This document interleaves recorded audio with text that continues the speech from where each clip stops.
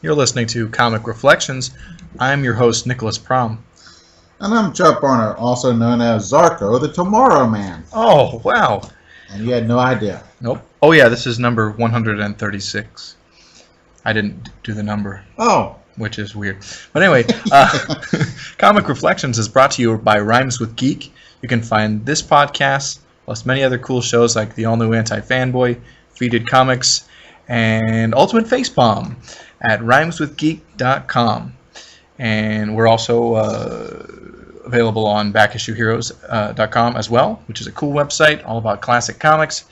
And if you like this show, please subscribe to us on either iTunes or Stitcher. Yeah. Yay! Mm-hmm. So let's talk about the mighty Thor. Yay. Yay! And the first issue we're going to talk about today is Thor number 230. And the story is called The Sky Above, the Pits Below.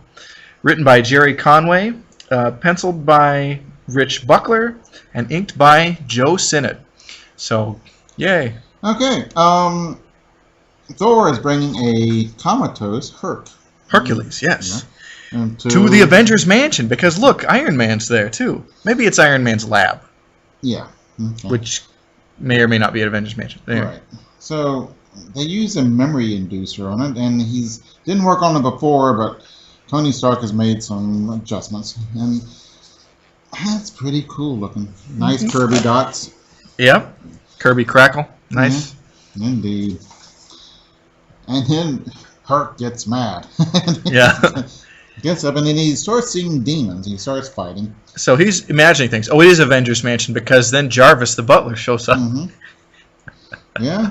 And Krista, who's... She's a Valkyrie, I think. And also Lady Sif. Mm-hmm. Krista touches him, and... Hercules. Yeah, Hercules, and... no, Jarvis. And Herc calms down. Yeah. So he was ambushed, and then in some city street, and sent down to this cave where things frightened even him. Yeah. Oh, this is interesting to note. This is the period, the brief period in the 70s when Iron Man had a nose on the armor. Huh. They added it because somebody said, hey, let's make that face a little more expressive. Even though they were kind of using facial expressions on it anyway. Mm-hmm. It just kind of, helped. But I don't know what I think about it. It didn't last. It's okay. Yeah. So. He can do what he wants. It's his. Well, right. Yeah. Okay, so they send one. Let's see. Oh, who is this? This is Hildegard, sister to the fair-haired Krista. Mm-hmm. And Hildegard's fair-haired too. So yeah. Well, Hildegard's a little more stocky. Mm-hmm. And she's still, of course, it's comics, of course, so she's still beautiful. Mm-hmm. But she's a Valkyrie as well. Right. She wants to talk to Odin. Odin! Yeah. And Odin's gone. So now they got to look for her. For Odin. Yeah. Yeah. And so Thor and Herc what are they doing? They're going down to Electric Avenue. No. Well, they're going to go fight the Dweller in Darkness, right? Mm-hmm. And they go in there, and it's real scary. Let's see. Sorry. Yeah, they're fighting some guys, and they see some shadow creatures. Yeah. It's mainly a bunch of fighting. Not some good fighting, but what can you say about it? But yeah. It's cool. And it's all these demons. Are they just illusions? No, they look real to me. Okay. Or are they pulled from their greatest fears and made real? I don't know. I didn't know at the end. So Herc runs, and he goes out, and he picks up a rock, and he makes a hole in the ceiling and lets light in, and that banishes the demons away. Yeah. And so they meet the ultimate demon, and he's just a shadow and nothing. Yeah. So So I guess it's the greatest demon of all, Asgardian, who dwells upon not only in darkness but beneath the earth, but in us all, only waiting to escape and destroy us. Fear. Yeah. So it's interesting because I think this issue is really more Hercules-centric than Thor. Mm-hmm. It's still good. Thor's still there. They're pals and fighting side by side. But yeah. Yeah. We have an ad for a Hitler magazine, Hitler, the Horror and the Holocaust. It's a weird one-shot magazine that Marvel did put out. I don't know how well it did, but it's super rare now. I'm sure it did well. Hitler sells. A English comedian was trying to sell books, and he talked to his publisher and says, what sells? He says, well, in England, golfing, cats, and Hitler. So he puts a big swastika on his next book cover, and it's golfing for cats. He has all three. It's just great. Oh my gosh! And that's cool. Yeah, and Hitler is endlessly fascinating. A friend of mine was watching some old footage of him. It's like a comic book, and I think the comic books actually got it from Hitler, the pageantry and all that. Oh yeah. And if you've ever seen the movie The Triumph of the Will, it's a gorgeous film. Mm-hmm. Yeah, very well done. And Olympiad is beautiful too. Yeah. It's an endlessly fascinating period in history, and it's the first time in history where you could see the rise of a dictator, and it's recorded, and we have it all visually there. Oh. And or mostly, and so we have a visual record of one of history's greatest villains, and I don't know, he is a fascinating character. Yeah, it's someone said if Hitler didn't exist, who would be the ultimate evil man? And that's kind of hard to say. He's pretty much the go-to. Yeah, but if he didn't exist, who would you say? And as a real person, I don't know. I don't know, Nebuchadnezzar or. There's plenty of bad people in history. Right, but nothing so dramatic. Well, and the Nazis, they capture our imagination because they have really cool uniforms and the horrible things they did, but just like how. And they lost, so we know we could go into their. Database. We can decisively say that they were bad and they were punished for what they did. Yeah, here's their crematoriums. All that. And the Soviet Union probably killed more people, but the stuff wasn't decisively beaten. Yeah, they just lost, so they were able to hide all that stuff, and no one really got executed for. The killing people, like in Germany. And Nuremberg. The Nuremberg trials, that's an interesting thing too. All of it. But, more and more people, feel that that Hitler escaped to Argentina and that the person that was dead in the bunker was his double. And having seen that photo, it doesn't really look like him either. Especially, so I don't know. I would. People usually don't look like themselves as much. But here's the thing: if other Nazis had arranged and got away to get away to Brazil or Argentina or whatever, you really didn't think Hitler couldn't have? He was the Führer. Yeah, but there's so many people who was with him until the end.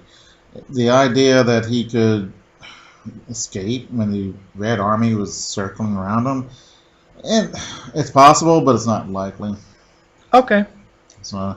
I usually don't go in for like conspiracy things. I usually go with the history that people say is the truth. But I used to like conspiracies, but then when everyone else got into them, I got tired of them. So right. Well, I usually don't go for it. A few things that are not the accepted story, I don't believe.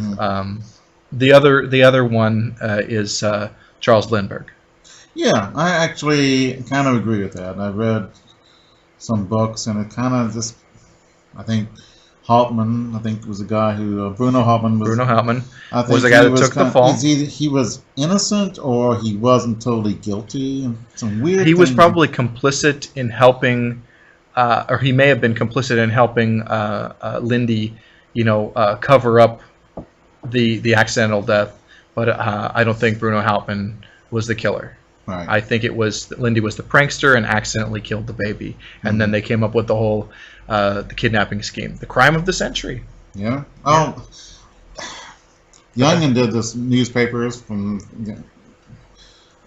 history of the 20th century, and there's about 10 crimes of the century. I know, but that one was the time. That one was the first to be coined. That it was not. No. Leopold Lead.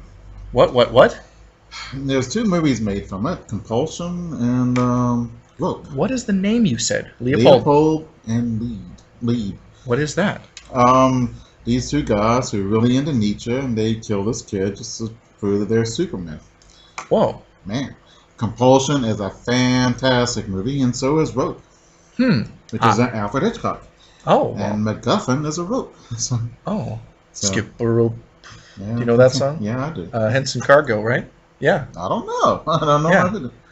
But okay. No, I was totally unaware of that story or those movies, so I'll have to check it out. I think that was the first one that may have been Sacco and Vanzetti might have been before that. So. Oh, okay. So there's about 9. I don't know which ones I would consider. Probably the Lindbergh case. There's a good. You can make a good case for that being the one of the century, but hardly anybody knows about it now. So. Well. But then it's not part of our popular imagination. You know, Lindbergh was an American hero, and so that's why it was such a huge story. He was like the biggest hero at the time. Yeah. Worldwide, and everyone knew him. Yeah. We don't have anything like that now. No. We don't have really heroes. We don't have an Admiral Byrd anymore either, you know? Like, he was another one. Yeah. Even Neil Armstrong wasn't a hero like Lindbergh. Although he's dead now, but he died this year, yeah. But he spent a lot of years as kind of a recluse, really stayed out of the spotlight because he was the guy who first walked on the moon. And conversely, Buzz Aldrin has always stayed like pretty much in the limelight, which is cool. Somebody was saying we didn't land on the moon. It was being a little jerk to him, so Buzz Aldrin punched him out. I've seen that footage, yeah. And there's all these moon landing deniers, and these guys go and bother Buzz Aldrin. Yeah. And the guy called him a coward and a liar, and Buzz is like was in his 70s or something when this is happening to him, because it's from a few years ago. But yeah, he punched this guy, and he deserved it. Yeah. You know? That was a good day. Yeah. Good deed. So now Buzz Aldrin's my hero. Right. I liked him before, now I like him better now. Yeah. All right, talking about heroes, here comes the mighty Thor when the servitor commands. Yes, this is in Thor number 242. Len Wein wrote this, penciled by John Buscema, and inked by Joe Sinnott. Now, I like Len Wein, but I think he's a little weak on the dialogue for Thor. I don't think he quite hits the mark. And you'll say, and just not just Thor, but in the Asgardian stuff in general. The Warriors 3 are in this also, and I don't think some of the stuff quite rings true, the way they speak. But this is a good issue. Don't get me wrong. He wrote the next one we're going to talk about too. All right. Thor comes out with Odin and Jane from this mighty pyramid. Yeah. That's in the middle of an orange field, an orange orchard. Yeah. So Florida? No, California, I believe. Oh, okay. California. Okay. Oh, that's why they have oranges there too. And the National Guard's there, and they're really ticked off. So, look at this stupid pyramid. What are we going to do with it? So, if I had a pyramid in my farm like this that just appeared magically with Egyptian gods and all that stuff, I'd leave it there. Sell tickets. Come and see the pyramid. So right. I'd make more money than a stupid orange grove, and then you could just hire some high school student to take tickets. Right. But Thor uses his magic from Mjolnir to banish the pyramid and restore the orange grove. Yeah. Man, the National Guardsman's kind of mean and nasty to him. Yeah. Yeah. Thor is cool, though. Yeah. He's getting ticked off. So. Yeah. And Odin's being a jerk. All right. This is something that I just thought about. Is there any comic book character who has more father issues than Thor? It's constantly Odin, let me marry this girl, and no, and you're banished, and you cannot come to Asgard, and you're being punished. And I don't think anyone is a father-son relationship anything like this anywhere else. That's a good point. I mean, the only thing I can think of is, and it's different, but like Superman's relationship to Jor-El, because it's kind of a hero worship for a father he didn't really know or know well. He knows him after the fact because of the things he did. Wow. And there's not that many fathers in comic book. And Superman, it's like he's made an orphan twice. Because first in Krypton, and then when Ma and Pa Kent die. Yeah. So, but yeah, I would say you have a strong case for saying that this is like the most father issues. But then, actually, this is the only one. I mean, I'm trying to think of a father from anywhere. Well, so many. Aquaman, I never heard of a father for him, or. But here's the thing: most of them, it's like their father is dead. Yeah. By the time they become a hero, or Peter Parker, Matt Murdock. Who knows? But let's not even go to Peter Parker's parents. Right. Yeah. Matt Murdock, he has, his father pushed him to study and all that stuff. So, but. And I like this.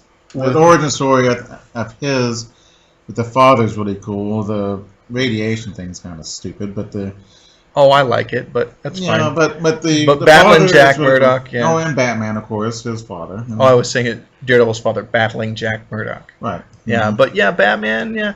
And he's he's got the legacy of Thomas Wayne to contend with. With Batman, that's. But most people, all people have parents, and it is something that's not really talked about, and it's just kind of a big void. Yeah. It's really, I don't think about strange. Well, I think becoming a superhero can be likened to becoming a man. Right. Okay? And you are away from your family and building your own life. And so I think that may be a reason that a lot of superheroes, the family are dead or they're just not in the picture. Thor is very unique in comics. He's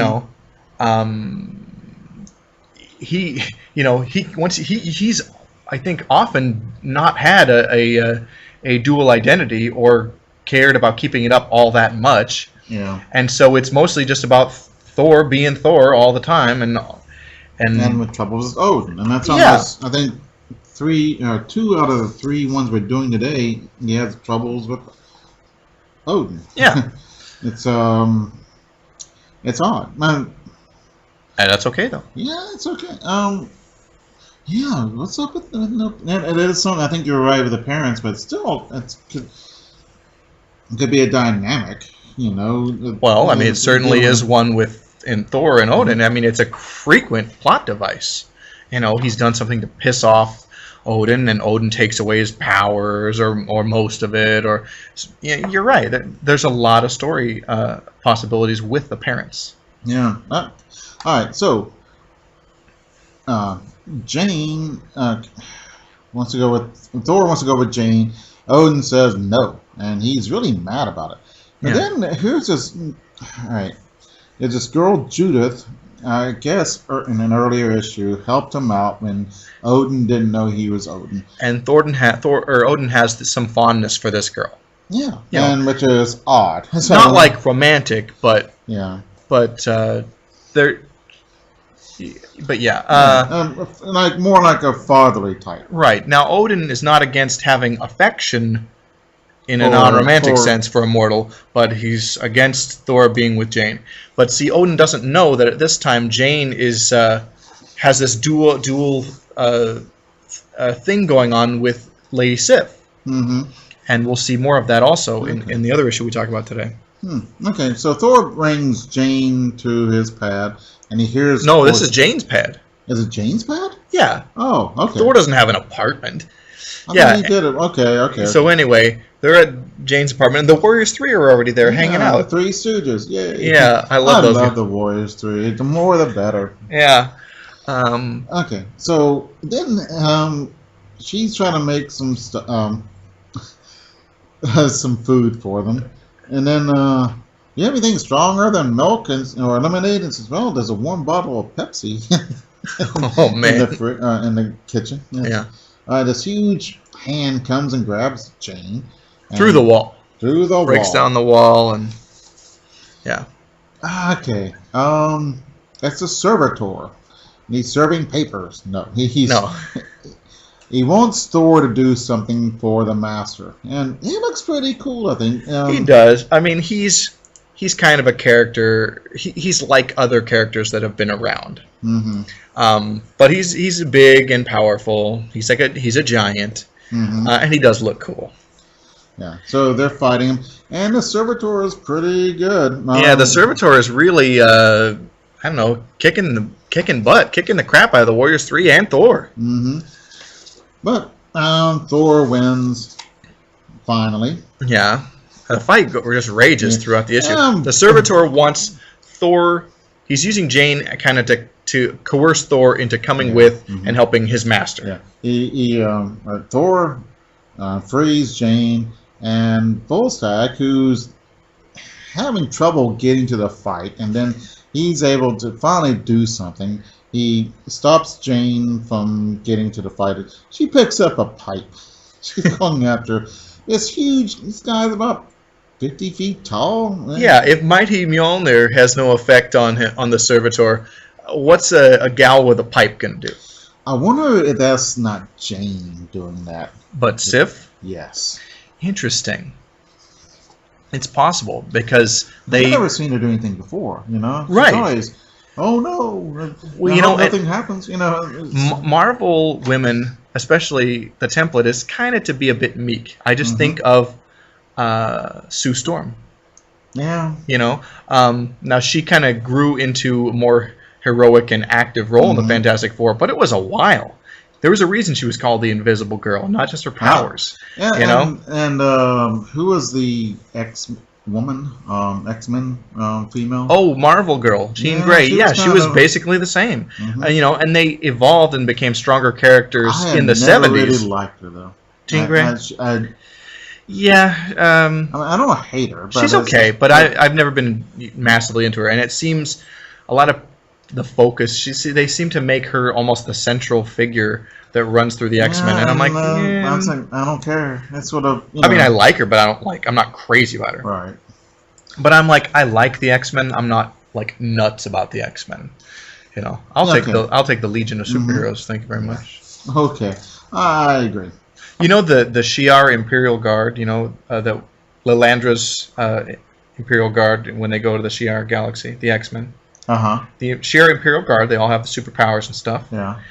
Each one of them is a pastiche of a member of the Legion of Superheroes. Oh, how nice. Yeah, and it's because before he came to Marvel and did the X-Men, Dave Cockrum had been the artist on the Legion. In fact, Colossus and Nightcrawler were originally going to be Legionnaires. Huh. But then he was off the book and went to Marvel, and the rest is history. That's kind of cool. Yeah, but it's cool because you'd always get to see the Legion basically get beat up by the X-Men. But but it's okay. That's funny. Yeah. Okay, so the fight's almost over, and Servitor's about to get his butt kicked, and then here comes what's this guy's name? Zarko the Tomorrow Man. And that's me. No. Yeah, Zarko the Tomorrow Man. If you recall, he was like the first, I think maybe the first supervillain that Thor fought. That wasn't Loki or monsters or things. We, I think, read the story with Zarko the Tomorrow Man. He was an early Thor villain. He looks cool. And there's a story in Marvel Team Up where he's got either a team up or a rivalry with Kang the Conqueror, another time travel villain. So it's pretty cool. So what's Thor going to do with the Tomorrow Man? Who knows? We don't have the issue. Well.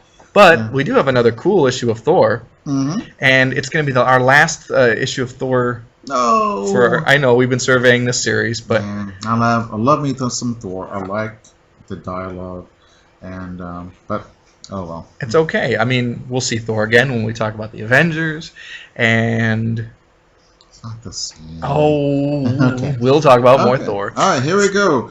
More daddy issues. Yes. Thor number 249, and the story is called The Throne and the Fury, written by Len Wein, penciled by John Buscema, and inked by Tony DeZuniga.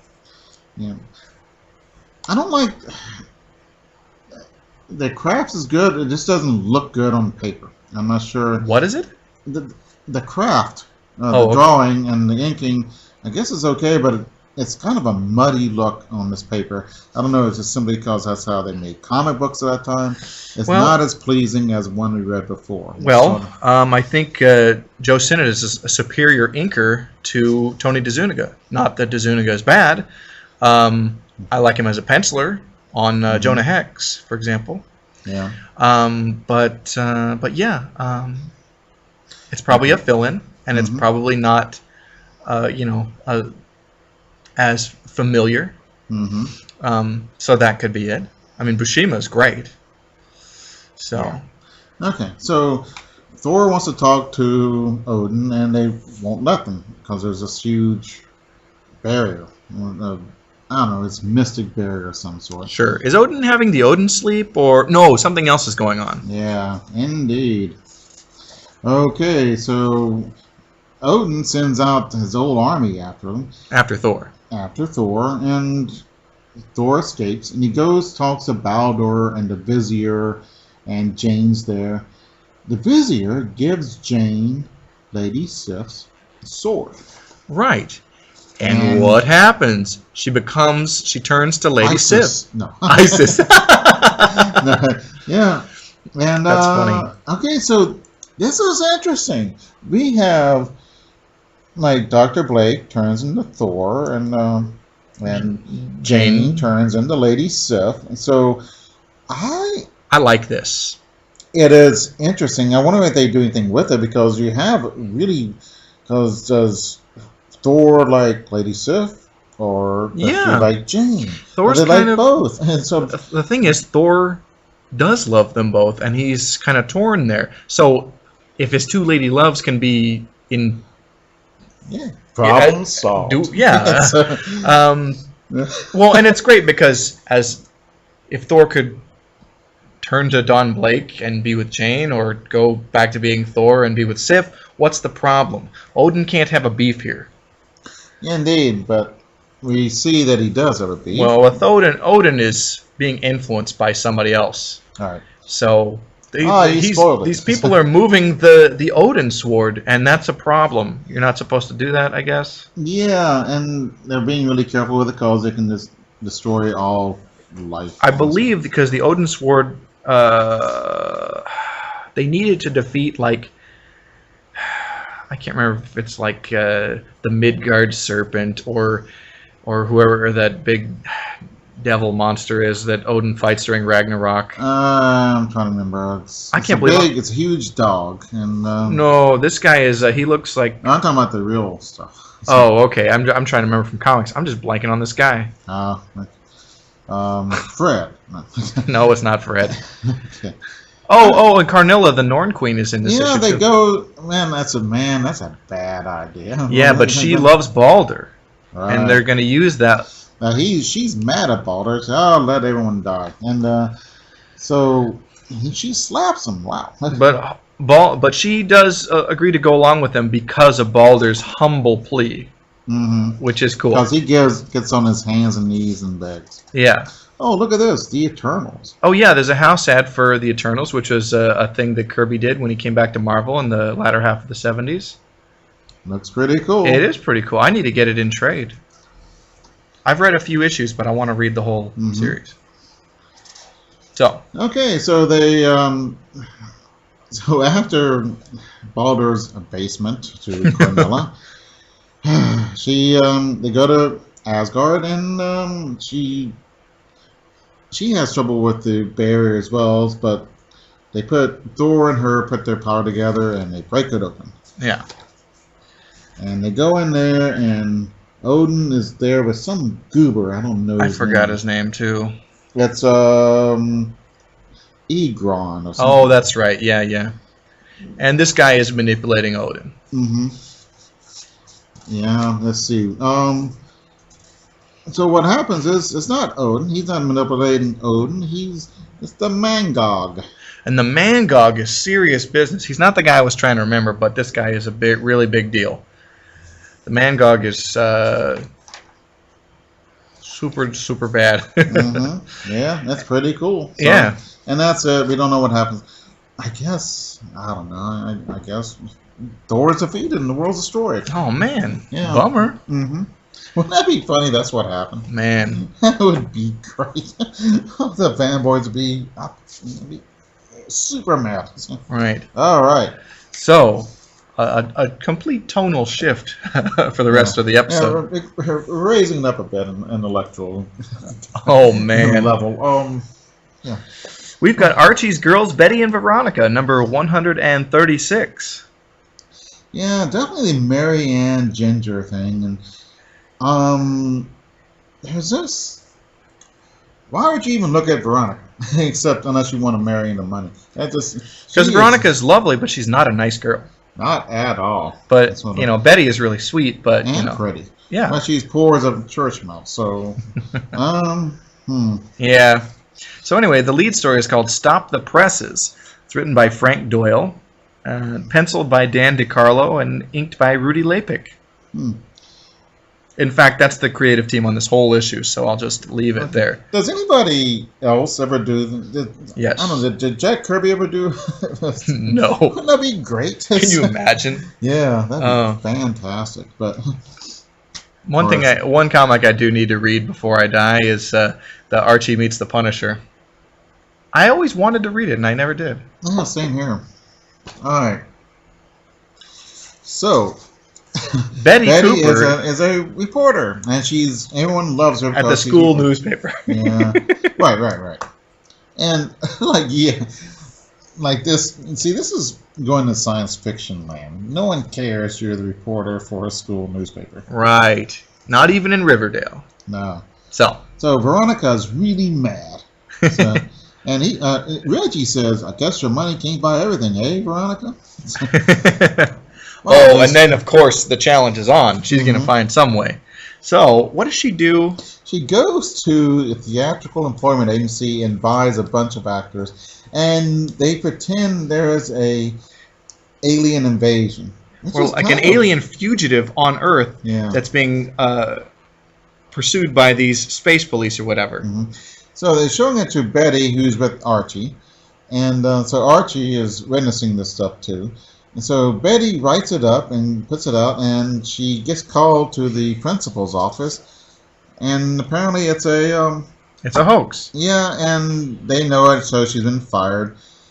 And then Veronica's father, Mr. Lodge, sees the paper, and she says, "You cannot ever see Archie and Betty ever again." So. And why was that? Because they're liars or something? They're crazy. Oh, okay. So yeah, that she stuck it to Betty, but really she got her comeuppance because her father forbade her to see her Archie. But since there's like no continuity, of course, then like the next story she's after Archie. Right. So.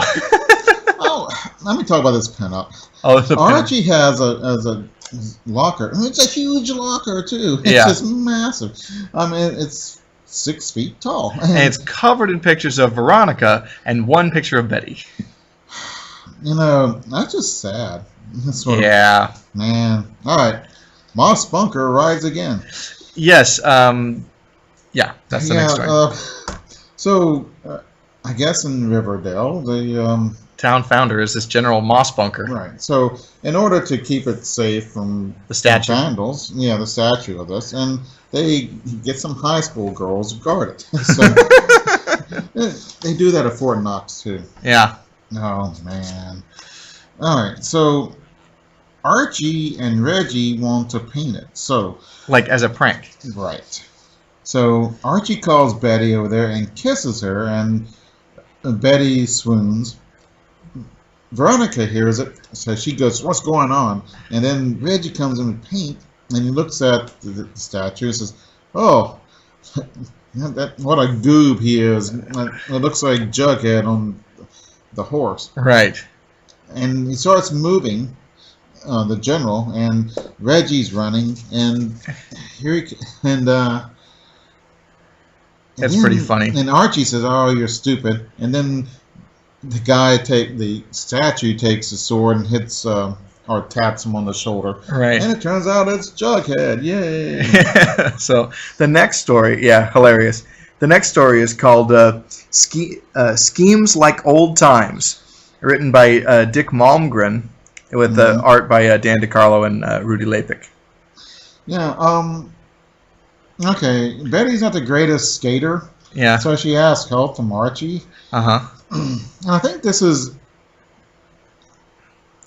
one of the reasons why couple skating is great, because it gives the excuse for the girl to hold on to a boy and vice versa. And which is cool.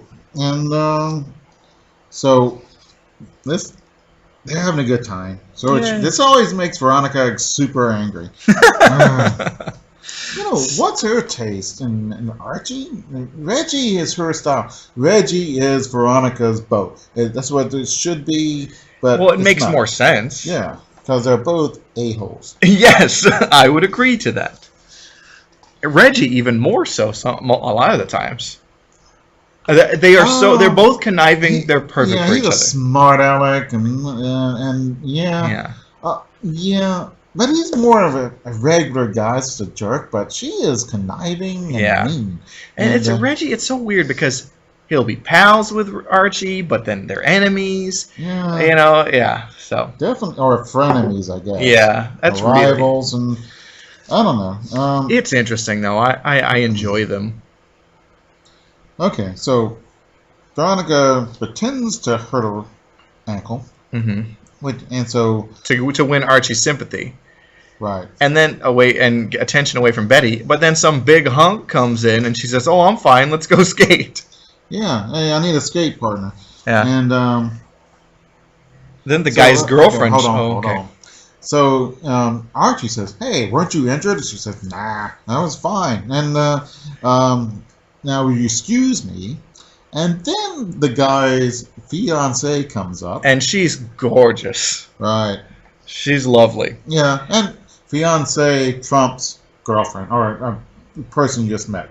So, definitely. So that's why they made it fiance. You have no choice or chance against her. Right. It's a fiance. He's giving her a ring. Right. So very good. Yeah, and Veronica said, "I guess it's just one of those days." She, what a mean, nasty person. So the last story in this issue is oh man, it's called Slave Girl, and I'm sure you have things to say about this. I approve. No. It's they used to have slave auctions to raise money for things. It's a common trope in sitcoms. They're not so common anymore, though. Right. I remember this on Saved by the Bell. No, I don't think they had it. I don't think that was in existence even then. I think it went out in the 60s. Well, okay. But I remember it as an episode of Saved by the Bell. But anyway. No, Saved by the Bell is not an accurate portrayal of teenage life, really? Or anything. Oh, okay. But this is not antebellum South. This is Rome. They're doing so. Right. And I don't know. I think it's cute and nice and. Well, let's talk about it. So Riverdale High has some big Roman themed party. Yeah, which I would love to go. And it's a school function because the bee is there. Yeah. Weatherby. I think he's selling them. I think so. Weatherby is like Caesar or Nero. Well, no, I thought there was Weatherby there. He's got a no facial hair on the bee. I thought that was like a fake. Oh, okay. Beard. And that's maybe not. I don't know. That guy's not as big as Weatherby. Yeah, he's big in this one, but not as big in the other picture. Okay. All right. So we have Betty up there looking very fetching. And kind of a Barbara Eden kind of costume. Mm-hmm. That's really what it looks like. Yeah, it does. And so Archie bet $3, and then Veronica bids $20, which was, I don't know, about $200 though. Probably. So she wins. Veronica always has more money than somebody. Oh, Archie says, "Jumpin' Julius." Oh man. I love how Jughead's just hanging around eating. Yep. What? He's got his hat on and oak leaf wreath. That's kind of funny. Okay, so Veronica just bought her, so Archie wouldn't have her. Betty. Yeah. Yeah. Okay. Let's see. Veronica gives Betty to Jughead. Who doesn't want her? No, he doesn't. Jughead's just not into girls. No, he's not. No, poor Betty. What a crappy thing to do. Yeah. Oh, Veronica is Cleopatra. Yeah, you didn't pick up on that? No, I didn't. Oh, okay. So. Oh, man, Reggie is a conquering Roman general. Mm-hmm. So, and he bought about 6 slaves. Man. Okay, so all right. So Veronica says, "Hey, Archie, let's go meet." And then Archie says, "All right, meet you in the lounge." And he comes in, and then Betty comes in because Archie bought her for 50 cents. Wow. Dun, dun, dun, dun, dun. Yeah. So Veronica thought she was going to be alone with Archie, but wrong. Yeah. Well, Yeah. I don't know. I think it's in good fun. I don't know. Well, right. I mean, you just wouldn't see a slave auction these days. No. So. It's kind of too bad. I don't know. It's I don't know. Oh well. Yeah. But, where darkness dwells I. Okay.